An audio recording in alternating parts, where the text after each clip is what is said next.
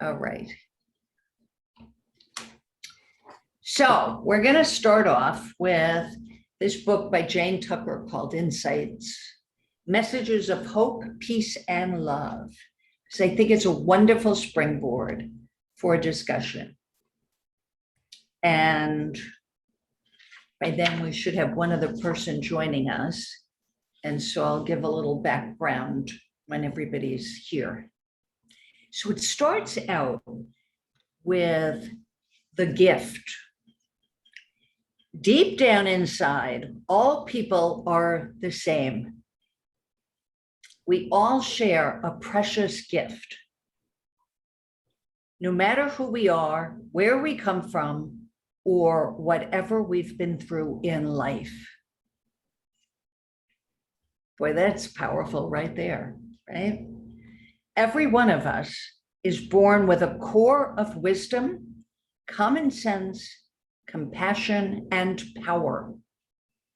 This is our birthright. I love that. We all experience challenges in life, difficulties that may seem impossible to overcome. But the good news is that within each of us is a source of comfort and true guidance. It is a spiritual connection that can never be broken. Sometimes we can feel far away from the connection, caught up in the worries and problems of everyday life. The key to finding it again is very simple. All we have to do is remember that it's there. It is only our own thinking that keeps us from seeing this. As human beings, we all have countless thoughts passing through our minds all the time. When we latch onto thoughts that bring us pain, we feel that pain and we see the world through that lens. From this state of mind, we feel lost and far away from the peace that is our true nature. What a relief it is to realize that thoughts are not permanent. They only last for as long as we give them life. Only our true self, our inner wisdom, our spiritual connection is permanent and real. Knowing this eases the grip of negative thoughts. When we allow a painful thought to pass without judging ourselves for having it, the beautiful feeling of who we really are brings us back into harmony with life. I just think that is just so beautiful. I mean, is there a part of that that you'd like me to read again? Because there were a few really, really powerful lines. Like it's only our own thinking that keeps us from seeing the wisdom that we have inside, the wisdom, well-being, you know, like I'll bet you that you have had the experience of just pure peace with no worries, nothing on your mind, but you maybe haven't noticed when that happens. Because we tend to notice the blaring, the noise, the cacophony, all the thinking that we do. That's what we notice most. You know, like the moment before you fall asleep at night, there's like this peaceful moment. And we get moments like that, no matter who you are. There was another line that I just love. No matter who we are, where we come from, we know, we can tap into that knowing, right? I mean, do either of you have an experience like that? That you know what? I mean, I had one of those moments today. I went on a run, and sometimes I can like get into like a deep like peaceful state when I'm running, just because it's like I look at like the fall leaves and everything, and it catches me off guard. And I noticed today when I went on a run, I'm like, oh my God, I wasn't thinking about anything for like a good mile of the run. And I'm like, that was amazing. And I remember thinking, like, we've talked about this before in mystery school, like when you don't have a thought and then it's like that peaceful feeling. But I never thought of it like we have those moments, but we don't think about them as much because they're not as loud and they're not as like, you're not as aware of it. I never thought of it like that. Yeah. That's exactly what I'm talking about, right? And so when you start noticing those moments more, guess what? That grows. Just like, when we notice the noise, that's what grows. And when you start noticing those peaceful times, that tends to grow more. Yeah. It's wild how that happens. It almost feels like when you start noticing that, it almost feels like magic. Like, wow, it really does work like that. Yeah. And I also love, just in 2 pages, so much was said. She also talked about, when you notice that you were caught up in a lot of noise in your head, that's okay. It's, don't blame yourself. Don't feel bad about it. It's just, we can't help it when that happens. Mm-hmm.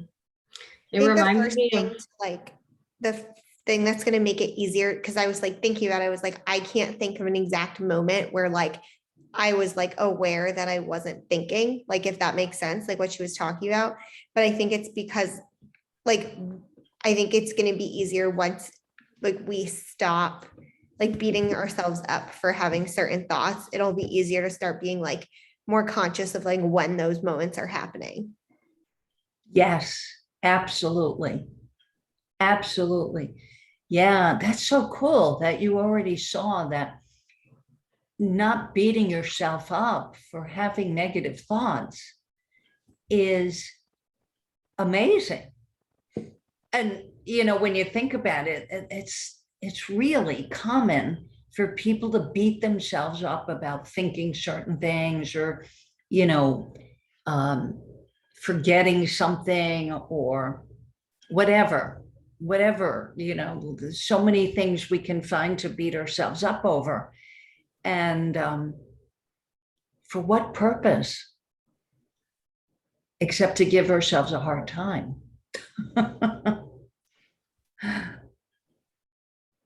Yeah. Yeah. So you see, you're already seeing something. We're 2 pages into, the book is really short. It's only like 90 pages.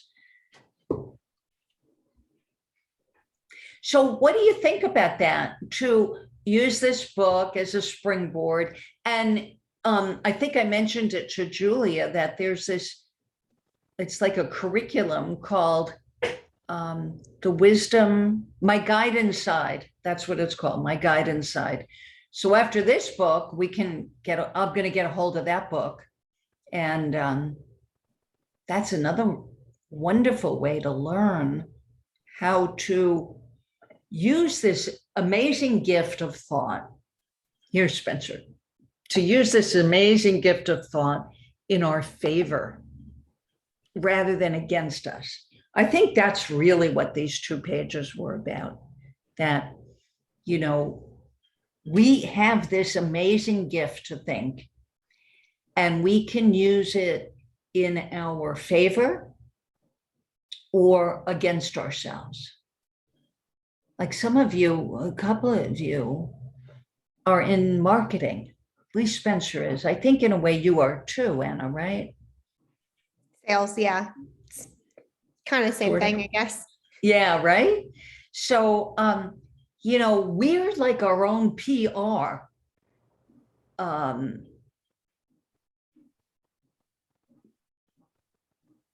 PR what? our own PR department. That's the word I'm looking for. We're our own PR department. We're either giving ourselves good PR or we're giving ourselves bad PR. Just with this gift of thought, it's a power. We have this gift that is an amazing power to think. And then we use it like, to strangle ourselves, or we use it to create something really cool. And sometimes we just get caught up, right? We get caught up in negativity, and then you like wake up and you realize, oh my gosh, what have I been doing? I've just been all caught up in this upsetting thing. And why? It's not going to make that upsetting thing different, because it happened. It's in the past. We can't change what happened in the past. So it's really good to lighten up on ourselves and see the humor and just have fun with how silly we can be as humans.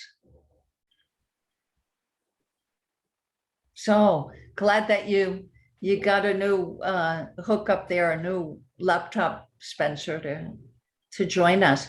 So I was saying, and I'm recording this, so I'll send it to all of you, and I'll also send it to Greg and to Phoenix and Logan, 3 other people. And we're also talking like Julia invited her brother, but he works at night. Logan was working until 7 tonight, and by the time he got home, it would be too late to join us. So we might decide to do it at a different time. Is there a better time for you?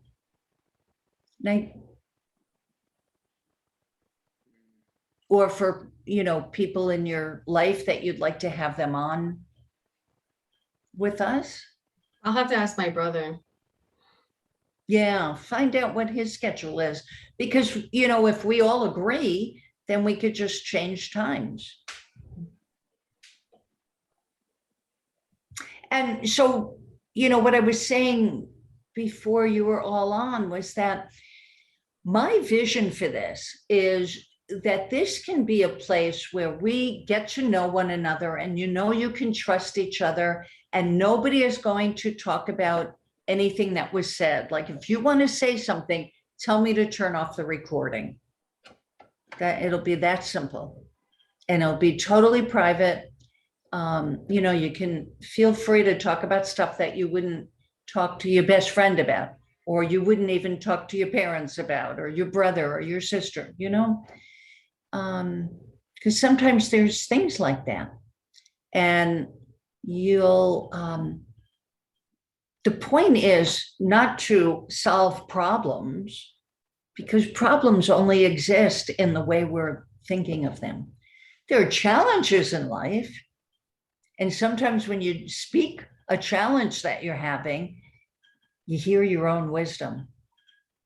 And our job for the listeners, and this is a little lesson in listening that I do in every seminar I've ever done.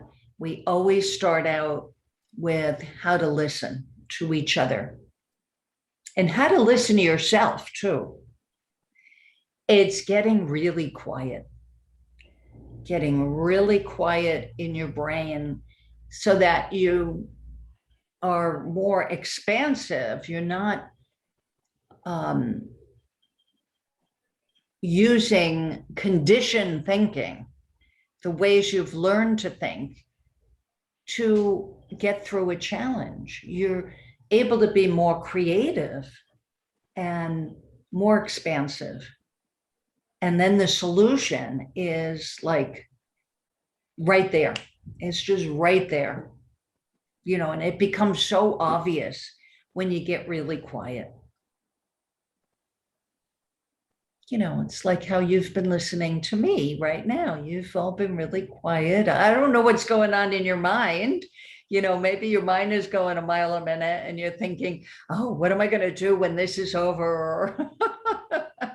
Well, she stopped talking so that I can start talking, so I can say something. I mean, you know, it's kind of funny when you think about all the things that could be going through people's minds. And so this is really a great place to practice getting quiet, getting really quiet, whether we do it at 7 o'clock on Wednesday nights or we find another time that's better for other people. The point is that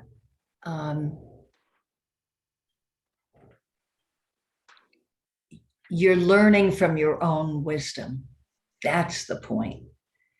It's not like something you learn like in school. You've all recently been in school or you're in school presently. So it's a different learning.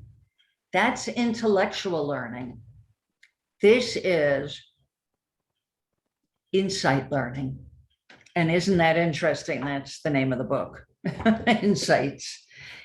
This is insight learning, where you see something inside yourself. You see a deeper wisdom.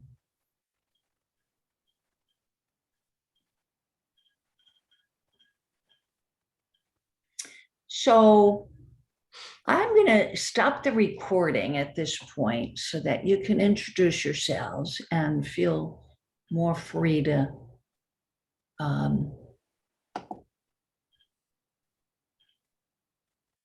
yes.